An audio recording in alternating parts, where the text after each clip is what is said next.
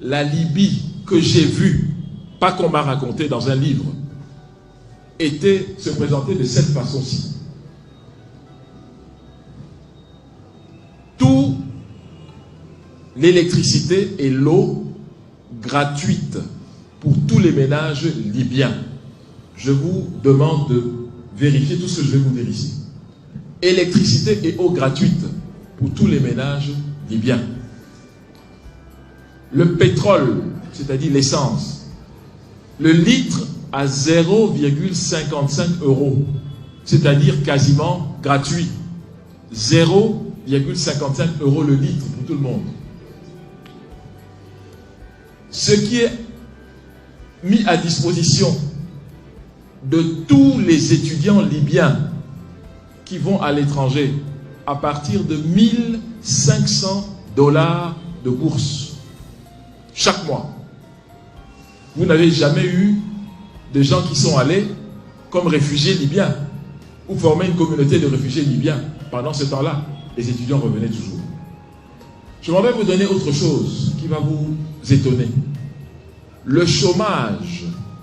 Si vous aviez la malchance d'être en chômage, l'État libyen payait à tout chômeur, disons que vous êtes ingénieur, l'équivalent de votre salaire de base d'ingénieur chaque mois,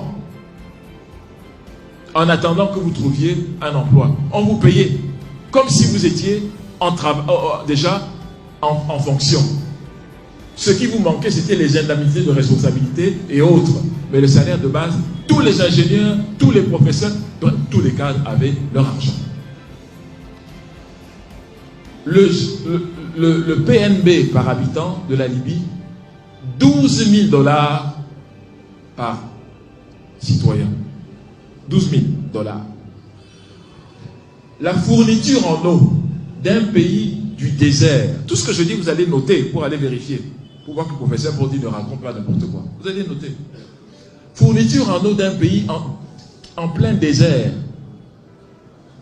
par rapport aux ménages, 96% des ménages libyens avaient de l'eau fournie dans leur ménage. 96. En France, c'est 92%.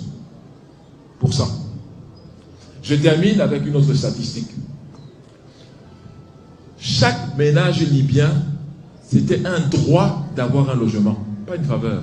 L'État donnait un logement à chaque ménage libyen. J'ai dit à mes amis libyens que ce n'est pas possible. Ils m'ont dit, professeur, demain, nous irons à la mairie et vous allez voir le mariage auquel nous allons assister, n'importe lequel, vous allez voir comment il va se terminer. J'ai dit d'accord. Bon, avant d'aller à la mairie, j'ai quand même appelé mon épouse. Vous savez qu'aujourd'hui, on est à l'ère du cyberespace. Je ne veux pas qu'elle me voie à la mairie et se demande, mais qu'est-ce qu'il va chercher à la mairie? Il m'a laissé ici. Donc, je l'ai appelé pour lui dire que je serai à la mairie demain de Tripoli, mais pour des raisons essentiellement professionnelles. Je suis allé à la mairie, j'ai assisté à un mariage, et à la fin du service du mariage, le maire a dit, je le retiens encore bien, vous avez demandé dans le dossier que vous avez remis plutôt un appartement qu'une villa dont voici les clés. C'était devant moi, j'ai vu. Donc, voilà la dictature, mesdames et messieurs, dont on nous parle. Voilà le dictateur. Moi, je pense que beaucoup de gens aimeraient avoir un dictateur comme ça. Le problème de ce dictateur, c'est qu'il s'occupe de sa population. Et il a refusé. Il a refusé de donner le pétrole libyen à ceux qui imposaient qu'on le leur donna. Il a refusé cela. Voilà son crime. Il arrive le 1er septembre 1969.